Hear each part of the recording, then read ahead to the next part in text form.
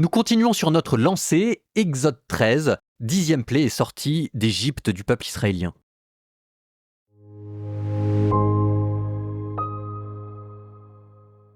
Le Seigneur parla à Moïse, il dit « Consacre-moi tous les premiers-nés parmi les fils d'Israël, car les premiers-nés des hommes et les premiers-nés du bétail m'appartiennent. » Moïse dit au peuple « Souvenez-vous de ce jour, le jour de votre sortie du pays d'Égypte, la maison d'esclavage, car c'est par la force de sa main que le Seigneur vous en a fait sortir. On ne mangera pas de pain levé ce jour-là. C'est aujourd'hui, au mois des épis que vous sortez. Le Seigneur te fera entrer dans le pays du Cananéen, du Hittite, de l'Amorite, du Hivite et du Jébuséen, le pays qu'il a juré à tes pères de te donner, le pays ruisselant de lait et de miel. Alors, en ce mois des épis, tu pratiqueras ce rite-ci. Pendant 7 jours, tu mangeras des pains sans levain, et le 7e jour, tu célébreras la fête en l'honneur du Seigneur. On mangera du pain sans levain pendant les 7 jours, sur ton territoire tout entier. On ne trouvera pas de pain levé, on ne trouvera même pas de levain. Ce jour-là, tu donneras à ton fils cette explication. C'est en raison de ce que le Seigneur a fait pour moi lors de ma sortie d'Égypte. Ce rite sera pour toi comme un signe sur ta main, comme un mémorial entre tes yeux, afin que la loi du Seigneur soit dans ta bouche, car par la force de sa main, le Seigneur t'a fait sortir d'Égypte. Tu observeras ce décret au moment prescrit, d'année en année. Alors, quand le Seigneur t'aura fait entrer dans le pays de Canaan, cette terre qu'il a juré à toi et à tes pères de te donner, alors tu remettras au Seigneur tout premier-né de sexe masculin et tout premier-né mâle du bétail appartiennent au Seigneur. Le premier-né des ânes, tu le rachèteras par un mouton. Si tu ne le rachètes pas, tu lui briseras la nuque.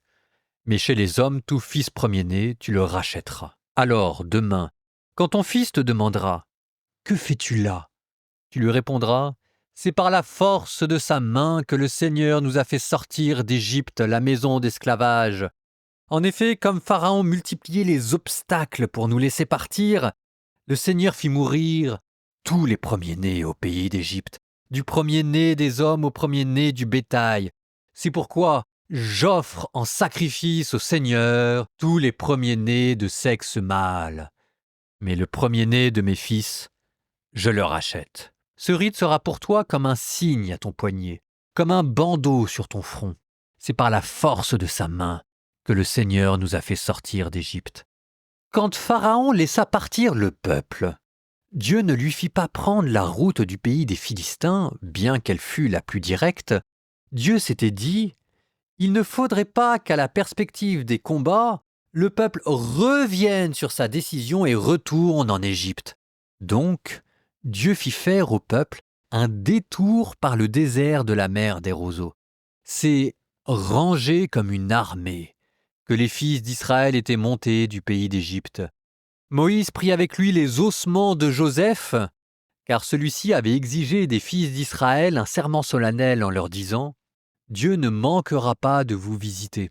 Alors, quand vous remonterez d'Égypte, emportez mes ossements avec vous. » Ils partirent de Soukot et campèrent à Étam, en bordure du désert. Le Seigneur lui-même marchait à leur tête. Le jour, dans une colonne de nuée pour leur ouvrir la route, la nuit dans une colonne de feu pour les éclairer. Ainsi pouvaient-ils marcher jour et nuit. Le jour, la colonne de nuée ne quittait pas la tête du peuple, ni la nuit, la colonne de feu.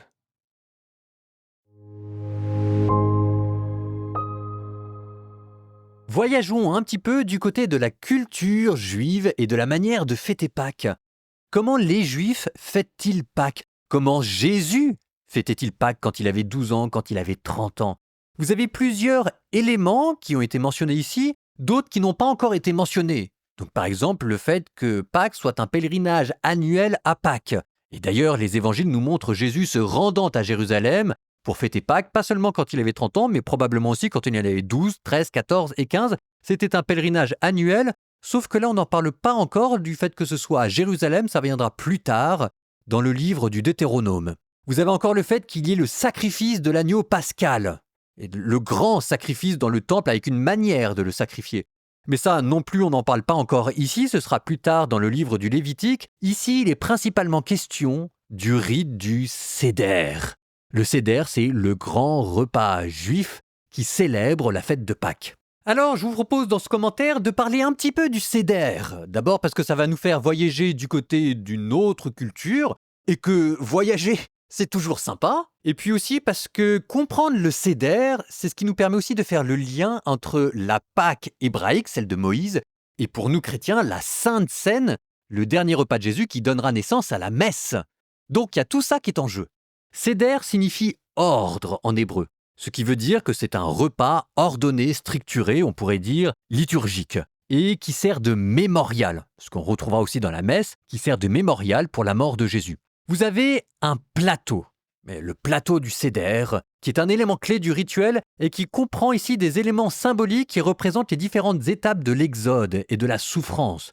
On en retrouvera quelques-uns dans la manière dont les chrétiens célèbrent la messe. Donc au cours du Seder, il va y avoir sur ce plateau du maror, des herbes amères comme le réfort qui symbolise l'amertume et l'esclavage. Vous avez encore le harosset, un mélange sucré de pommes, de noix, de cannelle et de vin qui évoque le mortier que les Hébreux utilisaient pour construire les villes entrepôts d'Égypte. Vous avez le karpas, un légume, souvent du persil ou du céleri, qui est trempé dans de l'eau salée. Ça rappelle les larmes versées par les esclaves. Vous avez un zéroir, un os d'agneau rôti en souvenir du sacrifice pascal, ce qui pour nous deviendra Jésus, l'agneau sacrifié. Vous avez un beitsa, un œuf dur qui est symbole de deuil, mais aussi de renaissance. Souvenez-vous des œufs de Pâques. Et vous avez les matzot, les pains sans levain, en mémoire de la précipitation des Israélites quittant l'Égypte, ce qui vous donnera les hosties. Bon, ça c'est pour les ingrédients. Passons maintenant aux boissons. Les 4 coupes du vin, qui elles aussi auront son importance. Après, vous avez aussi 4 coupes de vin, en plus de ce plateau. Donc vous avez une première coupe qui marque le kidouche, la bénédiction, une deuxième qui est consommée après la Haggadah, quand on parle de l'exode, de ce qui s'est passé. Vous avez une troisième qui accompagne la bénédiction avant le repas et une quatrième qui est bue à la fin du Hallel. Et derrière le mot, petite parenthèse, Hallel, Alléluia, c'est le même mot, ça vient des psaumes, c'est le grand cri de joie juif qui pour nous deviendra le cri de la résurrection. Alors, je reviens maintenant à cette coupe de bénédiction que l'on boit, parce que vous la retrouverez pendant la messe. Évidemment, ça vous donnera la coupe qui va devenir le sang de Jésus. Ceci est mon sang versé pour vous pour la multitude. Mais alors ça, vous l'entendez pas, parce que c'est le prêtre qui le dit. « Béni sois-tu, Seigneur, toi qui nous as donné ce vin, fruit de la vigne et du travail des hommes, nous te le présentons. Il deviendra pour nous le vin du royaume éternel. » Et si d'ailleurs vous l'entendez, ce que vous répondez à la messe, « Béni soit Dieu maintenant et toujours », cette formule de bénédiction, ça vous vient du Seder. Alors là, directement. Donc en fait, en parlant du Seder, en parlant de Pâques, je suis en train de vous parler de l'archéologie de la messe. Ça vous donne aussi cette parole à la messe. Prenant le vin, il dit la bénédiction. Voilà, ça encore, c'est le Seder. Autre élément du Seder, vous avez la Haggadah. La Haggadah, c'est le texte utilisé qui raconte l'histoire de l'Exode et que raconte le père de famille. Et en fait, ce texte, c'est ce qui va guider le déroulement et la liturgie du repas. Donc il est entrecoupé de bénédictions, de chants, de questions. La plus célèbre des questions, c'est la fameuse question posée par l'enfant le plus jeune. Pourquoi cette nuit-là est-elle différente de toutes les autres nuits ? Non. Ce récit de la Haggadah, du lent exode, ça vous donnera la vigile pascale, où les chrétiens se réunissent à minuit pour célébrer la messe et où on retrace toute l'histoire sainte à l'intérieur de l'Église. Bon, si on voulait être complet, il faudrait parler des 15 maintenant étapes du Seder. Comment ça commence par une première bénédiction, puis ensuite on se lave les mains sans bénédiction, ce qui d'ailleurs vous fait penser à Jésus qui lavera le pied de ses disciples. Il y a peut-être ici un écho. Puis ensuite on trempe le légume, puis on brise la matzah du milieu, etc., etc., etc. Je ne vais pas tous vous les faire. Ce qu'il faut retenir, c'est que le Seder, c'est pas seulement un repas, mais une fête. Un moment de célébration, de partage et de réflexion. Vous avez des chansons traditionnelles qui expriment la gratitude.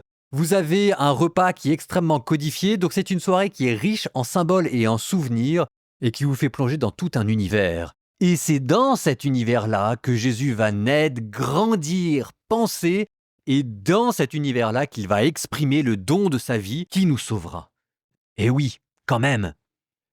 Je vous propose de réciter en guise de prière finale le Kiddush, cette prière de bénédiction juive qui est récitée lors de la Pâque et qui trouve des échos dans la messe. Et vous vous souviendrez que les commandements pour nous sont la charité, que la libération d'Égypte représente la libération du péché et que Israël a donné naissance à l'Église. Au nom du Père et du Fils et du Saint-Esprit. Béni sois-tu, Seigneur notre Dieu, Roi de l'univers, qui nous a choisis parmi tous les peuples et nous a élevés au-dessus de toutes les nations et qui nous a sanctifiés par tes commandements. Et tu nous as donné, Seigneur notre Dieu, avec amour, des fêtes pour la joie, des fêtes et des temps de bonheur, ce jour de la fête des Matzot, le temps de notre liberté, une convocation sainte, un souvenir de la sortie d'Égypte, car tu nous as choisis et sanctifiés parmi tous les peuples, et tu nous as donné en héritage tes fêtes saintes avec joie et allégresse. Béni sois-tu, Seigneur, qui sanctifie Israël et les temps de fête. Et vous que le Seigneur vous bénisse, le Père, le Fils et le Saint-Esprit.